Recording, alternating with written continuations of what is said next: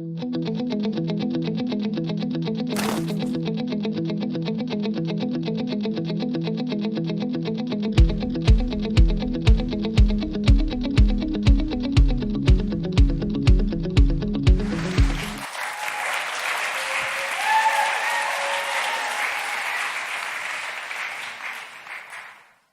everybody. My name is Brooke Binkowski, and I'm a journalist. I have never in my life ever dressed like this. Well, maybe a couple of times for Halloween. I was drunk. It didn't matter. Normally, however, I dress a little bit more journalisty with, okay, that's not me, but you got to have the reporter scarf, right? So that's like kind of the foundation of any reporter or journalism career is the scarf. So this was me until about 2 years ago when I started working from home as a managing editor, and now I kind of just do this all the time. But from my living room, and sometimes in office, I do many other things, such as tell people what to do. You may have heard of a fact-checking website called Snopes. I'm the managing editor there. It is an extremely exciting job. Oh, thank God. You never know how it's going to go, right? I'm always worried that somebody's going to just stand up and be like, George Soros! So we are very invested in facts and truth and, justice and journalism. We're all journalists, despite what you might have heard. We're all very, very committed to the idea of facts and truth and science and all the things that come together when you are invested in facts and journalism. And I put this up here because it's science, and I just really like those little, balls that, that kind of went out of context.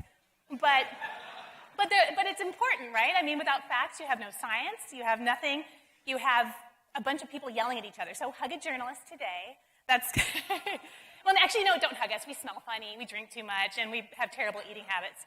So journalism is important because without journalism, you guys may have heard of the Comet Pizza incident where some guy went and shot up a pizza place in D.C. because there was a bunch of information that was just dumped out onto Reddit and other social media sites that WikiLeaks just put out there with no context. And so people started deciding for themselves that pizza was code for children and that it was this enormous pedophilia ring. So this guy just goes to investigate for himself, but instead of investigating the way that normal people do, just kind of going there, he went with a bunch of guns and shot up the ceiling. And this is what happens when you have facts without context, as opposed to context without facts, which is just as bad, to be quite honest.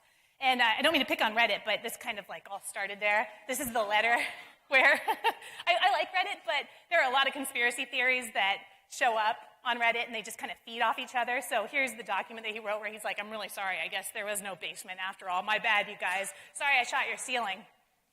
So, but disinformation and misinformation comes from this sort of, it kind of bounces back and forth. These rumors, they come from just bad actors and people who are gossiping and eventually start to feel like this. So what I want to tell everybody is, if you are reading a news story, and I know some news stories are extremely shocking and terrible. Sunday night was a great example of that. But most of the time, if you're feeling miserable or terrified or really sad, you're being manipulated, and your emotions are being manipulated, and you need to check your sources. And I'm not saying check your sources and come to us. I'm saying check your sources, read a trusted news source, because disinformation has always been around. But what's happening now is journalism has kind of been cut down to the bone. So, right, this looks ridiculous to you, but now we're in a situation in which Bat Boy may or may not exist. Who knows? We are in this sort of untethered reality, but it's not really even a reality because it's disinformation and misinfo. So what I want to say, what I keep wanting to say, my big agenda is if you are questioning what's going on in the world around you, and you're so upset and confused and terrified, as we all are, there is a way out of this, and it's information, it's journalism, it's learning to put yourself in context of the world around you. And without that, without being able to agree on the basic facts, we have no democracy. And without any democracy, we have the things that make this country what it is. We don't have that anymore. So demand good journalism, demand information, Talk to people. Donate to your favorite news organization. Don't let your emotions be played. And don't let people tell you what to think.